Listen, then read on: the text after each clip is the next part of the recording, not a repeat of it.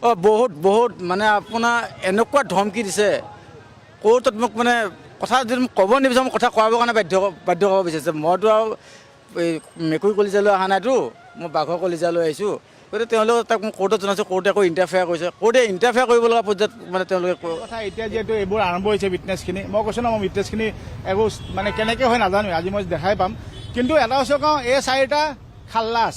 মুখ ঠেকেচা খাইছে জুবিন গাৰ্গৰ টকা লুটি পুটি খাই নুদুকা হোৱা এই সিদ্ধাৰ্থ শৰ্মাই।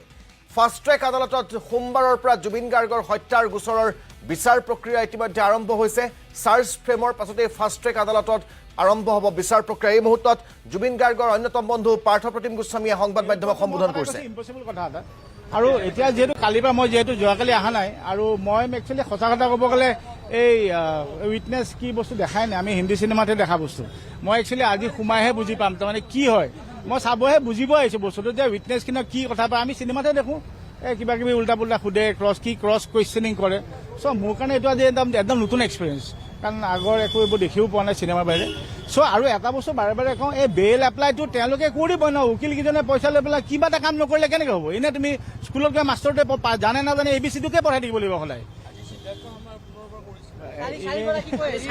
কৰিয়ে থাকিব ইহঁতে। সেইটোৱে মই বাৰে বাৰে কৈছোঁ তোমাক, আজি এটা তোমাৰ জানা যিটো ইম্পচিবল কথা এটা, তথাপিও তুমিতো কৰিব লাগিব ন। কালিতো ঘৰৰ মানে সুধিব আপুনি মোৰ উকিলে পইচা কেইটা লৈ কি কৰি আছে, তেওঁতো ক'ব মই বেল এপ্লাই কৰি আছোঁ। এইটো তেওঁ জানে, চবেই জানে, এইটো বেল কোনো নাপায়। তাৰমানে এইকেইটাই বেল নাপায়, কিন্তু কামটো কৰিব লাগিব ন। যেনেকৈ মই কৈছোঁ মাষ্টৰ এটা হৈ পেলাই তুমি পাৰা নৱাৰা স্কুলত গৈ পঢ়াই দিব লাগিব ABCD কেইটাকে। এটা কথা ক'ব লাগিলে আদালতৰ প্ৰতিপন্ন কৰিছে যে এইসকল অভিযুক্ত য়েছ আপোনালোকে চব জানে। লাষ্ট যিটো চাৰ্জ ফ্ৰেম হৈ গ'ল, এই চাৰ্জ ফ্ৰেম যেতিয়া আমাৰ যেতিয়া অনাৰেবল জাজে এই 16 দিন টাইম লৈছে ন, টাইম লৈ পেলাইহে তেওঁ গোটেই কেছ ষ্টাডি কৰি চাই পেলাই এনে এটা মানুহৰ চাৰ্জ ফ্ৰেম নকৰে ন। এই গোটেইকেইজন 4জনক দেখোন হত্যা গোচৰে লাগিছে। হত্যা গোচৰ লাগি দিয়াৰ পিছত কাৰ এগেইনষ্টে লাগিছে সেইটো চাব লাগিব। হত্যা কাক কৰিছে, সেইজন কাক হত্যা হৈছে, ইমান ইজি নহয় ন। তেওঁ হত্যা গোচৰ লগাৰ পিছত তেওঁলোকে বাৰে বাৰে এপিল কৰি আছে বেলৰ কাৰণে।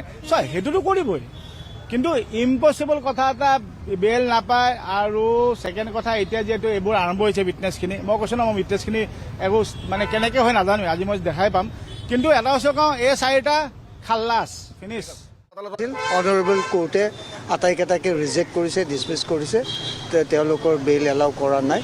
তো এতিয়া ডিছমিছ হোৱাৰ পিছত আৰু তেওঁলোকে যদি হাইকোৰ্ট যায় সেইটো তেওঁলোকৰ ইচ্ছা, যাব পাৰে। কিন্তু অনাৰেবল ট্ৰায়েল কোৰ্টে ডিছমিছ কৰিছে। আৰু আজিৰ পৰা আজি আমাৰ আচল কেছটো আৰম্ভ হৈছে, অৰ্থাৎ এইটো আমাৰ লিগেল ৱেইট কওঁ আমি, ট্ৰায়েল আৰম্ভ হৈছে। আজি 4টা সাক্ষী মাতা হৈছিল। গোটেইকেইজন মৰিগাঁও থানাত দিয়া এফআইআৰৰ সংক্ৰান্তে আটাইকেইজনৰ কমপ্লিট ছেটটো কমপ্লিট হৈ গ'ল সাক্ষীখিনি। কিয় কাৰণে যে যোনে এই কেছটো ৰেজিষ্টাৰ কৰিছিল OCয়ে, যোনে এই কেছটো এণ্ডৰ্ছ কৰি আপোনাৰ CID লৈ পঠাই দিছিল, যোনজন প্ৰিলিমিনাৰী ইনভেষ্টিগেট কৰিছিল শইকীয়া, তেওঁৰ ষ্টেটমেণ্টখিনিও ৰেকৰ্ড কৰিছিল ৰাতুলৰ গোটেইখিনি সম্পূৰ্ণ এফআইআৰখনৰ ওপৰত কেছখিনি আজি তেওঁ বিতংয়ে সুন্দৰকৈ কৈছে কোৰ্টত। তো তেওঁ বহুতখিনি জেৰা কৰিছিল, কিন্তু তেওঁ জেৰাখিনিত বৰ সঠিক এনচাৰবিলাক দিছে মই ভাবোঁ। পৰৱৰ্তী সময়ত হয়, এতিয়া অহাকালি সাক্ষী আমি 5জন মাতিছোঁ: বিশ্বজিৎ দাস, মহেশ্বৰ হালৈ, পল্লৱিতা বৰকটকী, বেবী বৰা আৰু শাহিন শ্বাহ হক। আচলতে প্ৰধান বিচাৰ কাৰ্য আজিৰ পৰাহে আৰম্ভ হৈছে বুলি আমি ক'ব পাৰোঁ।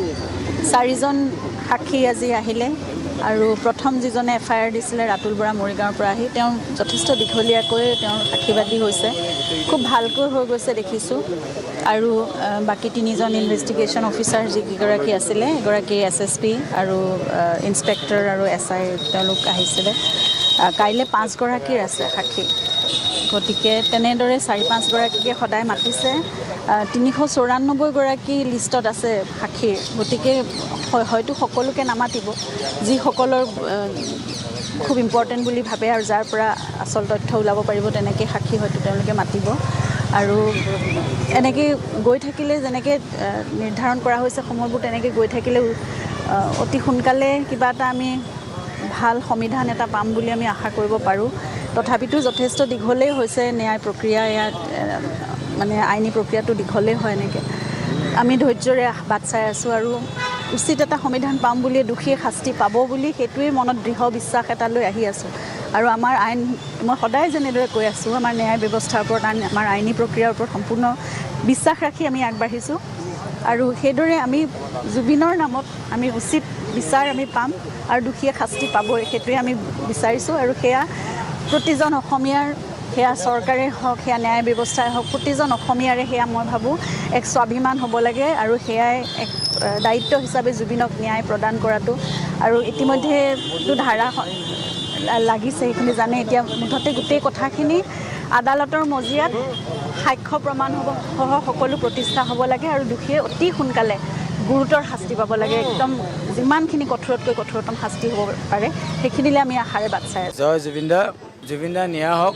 আৰু আজি প্ৰথম খোজ মানে সাক্ষীবাদী প্ৰথম খোজ আৰু প্ৰথম খোজতে আপোনালোকক মই এজন অধিবক্তা যিহেতু মই আইনৰ বিষয়ে অলপ চলপ জানো মোৰ মতে 100% কনফাৰ্ম দোষীসকলে শাস্তি পাব তেওঁলোকৰ ডিফেন্স লয় যিটো মই গম পাইছোঁ তেওঁলোকৰ যিবোৰ কথা তেওঁলোক ক'বলৈ অলৰেডি তেওঁলোকে দুখ যে কৈছে এইবোৰ ভগৱানে আজি তেওঁলোকক এডমিটে কৰাই দিছে জুবিন দাই ন্যায় পাব জয় জুবিন দা বহুত মানে আপোনাৰ এনেকুৱা ধমকি দিছে কোৰ্টত মোক মানে কথা যদি মোক ক'ব নিবিচাৰোঁ কথা কোৱাবৰ কাৰণে বাধ্য কৰিব বিচাৰিছে মইতো আৰু এই মেকুৰী কলিজালৈ অহা নাইতো মই বাঘৰ কলিজালৈ আহিছোঁ গতিকে তেওঁলোকে তাক মোক কোৰ্টত জনাইছোঁ কোৰ্টে আকৌ ইণ্টাৰফেয়াৰ কৰিছে কোৰ্টে ইণ্টাৰফেয়াৰ কৰিব লগা পৰ্যায়ত মানে তেওঁলোকে সেই পৰ্যায়লৈ গুচি গৈছেগৈ নহয় মানে কি হৈছে প্ৰথম যিহেতু মই প্ৰথম অভিযোগটো মই দিছিলোঁ কিন্তু এটা বস্তু এটা আছে মানে কি হয় এইটো লিগেল এটা টেকনিকেল বস্তু মানে প্ৰথম যিখন FIR দিয়ে এই FIRখনে ফাৰ্ষ্ট ৰেজিষ্টাৰ কৰিব লাগে আৰু দ্বিতীয় কথাটো হ'ল কি যিটো আমাৰ PP ছাইডত যিটো গভৰ্ণমেণ্ট ছাইডত তেওঁলোকে এইবোৰ ভেৰিফাই কৰি চাইছে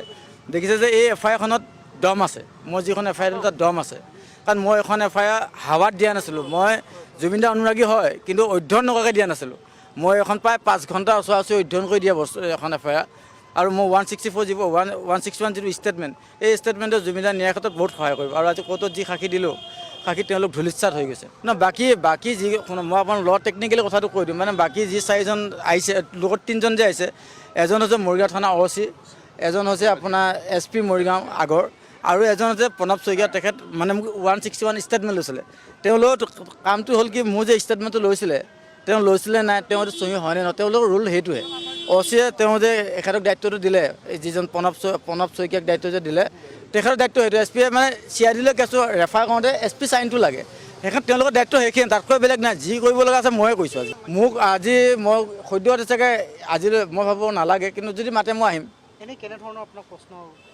প্ৰশ্ন তেওঁলোকৰ মতে মানে কি মই এইটো আৱেগত দিছোঁ এইটো বস্তুটো আৰু ঘটনাটো মই কোনো বস্তুৰ মেৰিট নাই এনে হাৱাত দিছোঁ সেইবোৰ কথা প্ৰশ্ন কৰিছে যিবোৰ অবান্ত কথা কাৰণ প্ৰতিষ্ঠা কৰিব বিচাৰিছিলে কিন্তু ঘটনাটো হ'ল মইতো আইনৰ ছাত্ৰ মই এইখিনি জানো মই যিখিনি ক'বলৈ কৈছোঁ আৰু যিটো সত্য নহয় মই বিশ্বাস কৰক মই 2:30 বজাত ইনফৰ্মটো পাই মই আপোনাৰ প্ৰায় 4 ঘণ্টা মই অধ্যয়ন কৰোঁ তাৰপিছত সন্ধিয়া 9টামান বজাত যায় মই থানাত FIR দিওঁ কথাটো হ'ল কি জুবিন দা চিজাৰ এটেক আছিলে মই এইটো হেৰিতে গম পাওঁ এই আপোনাৰ নেমকিয়া হস্পিটেলত তাৰপৰা ডক্টৰে সেইখিনি সময়ত তেওঁলোক ঘৰৰ মানুহক কৈছে মই সোধোতে মোকো ক'লে যে তেখেতক ডাইভিং পানী জুই এইবোৰ যাব নালাগে মই ডক্টৰক সুধিলোঁ নহয় বোলো ছাৰ কিয় যাব নালাগে সেইকাৰণে আজি সৎ সাহসে আহি মই সাক্ষী দিলোঁহি যে যাব নালাগে কাৰণটো এইটো যে তাত যদি যায় চিজাৰটো অসমীয়াতে কি ক'ম মই সেইটোও সুধিছোঁ আজি আৰু এটা কথা মই যদিও উকিল মই কিন্তু অসমীয়াত সাক্ষ্য দিছোঁ মই ইংলিছত তেওঁলোক সুধিব পাকত পেলাইছোঁ মই কিন্তু কোৱা নাই তেতিয়া মই ডক্টৰক সুধোঁতে অসমীয়াত সুধিবলৈ অসমীয়াত এইটো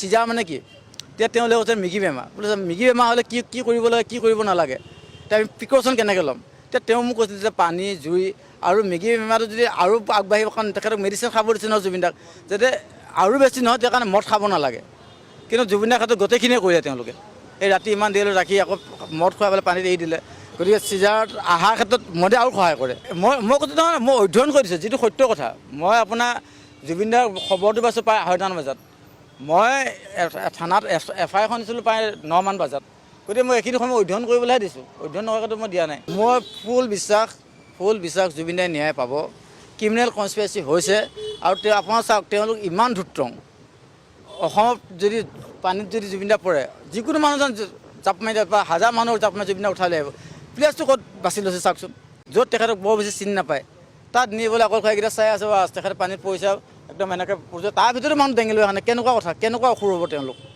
মই ভাবোঁ ভগৱানৰ ওচৰত প্ৰাৰ্থনা কৰিছোঁ আৰু মোৰ এফআইআৰখনে আজি প্ৰাসংগিক হৈ আছে আৰু আপোনালোক কাইলৈ পৰহিলৈ গম পাব যে মই যিটো ষ্টেটমেণ্ট আজি দি থৈ আহিলোঁ এইটো জুবিন দাৰ ন্যায়ৰ ক্ষেত্ৰত বহুত প্ৰাসংগিক হ'ব আৰু ভগৱানে মই ভাবোঁ যে সেইখিনি সময়ত ভগৱানে ঈশ্বৰৰ পুত্ৰ যিহেতু মোক খেলাই দিলে যে তুমি যে এফআইআৰখন দিয়া আৰু যদি মই যদি এফআইআৰখন নিদিলোঁ সেইখিনি সময়ত ৰিভলিউশ্যন আহিলে মানুহ এফআইআৰ নিদিলেও হয়